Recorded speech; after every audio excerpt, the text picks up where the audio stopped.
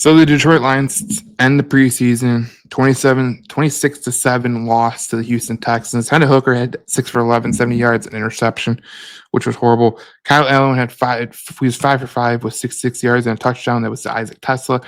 And Isaac TeSlaa is really turning heads. We're going to get to him in a second. We're going to get to Hendon Hooker in a second. But look, you take nothing out of this preseason game.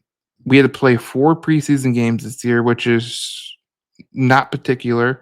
But with the Hall of Fame game, that's what happened. You had to play 4 preseason games, and the preseason seemed a little longer than usual in terms of the way you were trying to figure out things, and it just seemed to drag on. And I'm glad we're not doing the Hall of Fame game next year because that was brutal. But as we get to the Detroit Lions and we get to some of the stories that are going to linger into the next couple of days, let's get to Hendon Hooker, because I think Hendon Hooker, everyone pegged him in to be Jared Goff's successor when he was drafted. And I told everyone, hold up a minute. He comes from a one-read system. Josh Heupel's offense is a one-read system, and he's got to learn how to read the field. That was what I said. And you watch today's game, there's several times he had guys open in the field and just didn't throw to him because they weren't his first read. And it seemed like all preseason long, every time you got Hooker off his first read, he started to get confused. And I mean, there's guys like today was Horton. There was days where it was Ronnie Bell. There was one time it was Tom Kennedy that was open in the slot. That's just what Hendon Hooker had to get better at. Unfortunately for Hendon Hooker, he didn't get better. And I don't understand why. Because when you talk about Hendon Hooker and going to a place that you could really succeed in National Football League, watching a quarterback like Jared Goff do what he does, right? He's not the most athletic guy. He is not the most transcending athlete we've ever seen at the quarterback position, but he does a damn good job. Hooker should have learned from Goff, from Mark Brunell, because none of them are the athlete that Hendon Hooker is. And he just never seemed to catch on. He never seemed to catch on towards what he was trying to do. And when you look at Hendon Hooker and you look at where this thing is going to go, there's a good chance that he's going to get cut. I don't think the Detroit Lions should keep 3 quarterbacks on the roster. If they can sneak him to the practice squad, fine. But at this point, like, I don't see him getting better. Like, I don't see Hendon Hooker getting better. You know, you talk about quarterbacks that like Jackson Dart, for instance, he comes from a one-read offense. Ole Miss is they're a different type of offense. They change the scheme every week, but he looks legit.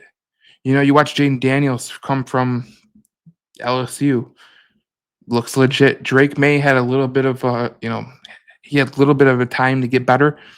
Looks good right now. But some of these quarterbacks that come from one-read offenses, they translate or they don't translate. And you look at guys like, I remember Bryce Petty from Baylor, and that's where Josh Heupel gets his offense, the Baylor Bears. It's the Art Briles type system. But you look at some of the air raid offenses that are one-read systems. Jared Goff came out from a one-read system. That's why there's no excuse for Hendon Hooker not to understand some of the things that he's getting done. And I understand that the pass protection isn't good, but again, if the pass protection isn't good in a preseason game, you got to imagine when there's better athletes on the field, you're coming in, pass protection is still not going to be the greatest. Like the average quarterback has 3.11 seconds to throw. That's it. And so Hooker should have learned from Goff because Goff came from one read system. So did Aaron Rodgers. So did Patrick Mahomes. But the difference with those guys is that they learned how to read the field. And, you know, look, when your first read's not open in college football, like Tennessee's offense, you can run it or you can check it down the run back. I didn't understand why Hendon Hooker never checked down to the running back as much as he should have, which he started to do, but it was too late. He was trying to get himself, and he led the league when we were talking last. This is what Hendon Hooker had. He had 26 dropbacks, 16 attempts, 10 completions. His pass to sack ratio was 30%. And that's not a good percentage to be at. 30% is what the bottom of the barrel is. And with his athleticism and the way that he throws the ball, there's no excuse to have a 30% passes to sack percentage. No excuse. And when you're a quarterback with a guy like Jared Goff, Mark Brunell, again, these are guys that you can lean on saying, what am I doing wrong? And they're going to tell you. They're going to straight up tell you, look for the second guy. And even Jared Goff, in this late in his career, is learning that he has to make reads faster. You know, in the NFL, you don't get much time to make the reads. Like we got to go, throw it. And Hooker hasn't learned that system. So it's kind of funny, but it's the way it is. And I thought Hooker would be a good backup. I really did. I never thought he'd be a starting quarterback, but I thought he could be a good backup, and that just never translated to the Lions. And hopefully, they put him on the practice squad, and he learned something. But that is what it is. Now on to Isaac TeSlaa. Isaac TeSlaa was so good this preseason. Matter of fact, when I look at the Twitter and you look at guys like Dan Campbell talking about Isaac TeSlaa, he goes, I think there's a place for him to help us early in the season. We're very pleased where he's at after 6 weeks of camp.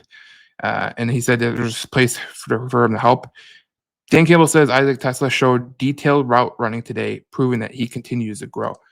Now, I've told people this about Isaac TeSlaa. Again, systems in college football are wild. They're literally wild. So he comes from a system at Arkansas, Sam Pittman. They love to run the ball. He had one of the best wide receivers in SEC in Armstrong. He was targeted the most, had the most receptions, had the most targets, and Isaac TeSlaa was an underground talent. And back a couple weeks ago, I made a video about Isaac TeSlaa. I said there's a guy I talked to, a former scout, and he talked about Isaac TeSlaa, and he said this: he's a classic diamond in the rough. You watch Isaac TeSlaa on tape, and it's hard not to see shades of Puka Nacua. Now you look at Puka Nacua's stats as a BYU Cougar: 48 receptions, 625 yards, 5 touchdowns, 8.4 yards per catch. You look at Isaac TeSlaa: 28 receptions, 545 yards at Arkansas, 3 touchdowns, and 19.5 yards per catch. And you look at the size of both of them: 6'4", 216, 6'2", 212. Obviously, TeSlaa was drafted in the 3rd round. Puka Nacua was drafted in the 5th round. But you got to understand, when Puka Nacua came around, people weren't hip to the whole idea of taking a chance on a player. And this guy, Brett Holmes, took a chance on a player, and so did his guy that taught him, Les Snead. And they got Puka Nacua, and one got Isaac TeSlaa. We'll see what Isaac TeSlaa does in the regular season. But again, this goes back to the college football conversation. Like, you go from these systems, and I always laugh because, people said this about Tyreek Williams when the Detroit Lions drafted him. They're like, this guy didn't have many sacks. Yeah, because at Ohio State, you're not asked to get sacks. You are asked to cover 2 gaps. And it's a different defense with the Detroit Lions. Just like TeSlaa, he's coming to an offense that is more pass-ridden. They're not going to run the ball 80,000 times like the Arkansas Razorbacks. And the way you see with TeSlaa is every day he gets better. He's getting better at high pointing the ball. His catch radius is great. Like, this kid is going to make an impact early in the season. It'll be fun to watch because I think this kid, if you really want the truth, this TeSlaa kid, like, I know I mentioned Puka Nacua because that's what the scout mentioned. But every time you watch TeSlaa, doesn't he just seem like an Adam Thielen type? Like a more athletic Adam Thielen? A more athletic, maybe Andre Acevaz for the Bengals. Like, there's so many comparisons that you can make to TeSlaa. Like, the way he high points the ball, pretty special. Like, that one play he made against Miami, that was like a Justin Jefferson type catch. It really was, but it was in the preseason. It doesn't really matter. So he's going to get his shot to make the roster, which he's going to make the roster, no doubt about it. Dan Campbell pretty much confirmed it. But you always have to take into account, like, who are they going to release in terms of that. That'll play itself out by Tuesday. But TeSlaa is going to be a damn good player here for the Lions. And like I said, this is a team that is going to be a good team going forward. But when you watch the preseason, there's times where it was really rough. I mean, it was a really rough watch these guys play. So, and that's going to make Brad Holmes and Dan Campbell's job easier when they're thinking about which player is going to make it. And they're going to turn on the tape and they're going to say, well, this guy, he quit on this play. This guy didn't make the tackle here. This guy, they might say about Hendon Hooker, this guy didn't make the throw when the throw was right in front of him. That's what they're going to be talking about till Tuesday. It's going to be very interesting to see what happens moving forward for the Detroit Lions, what's going to happen.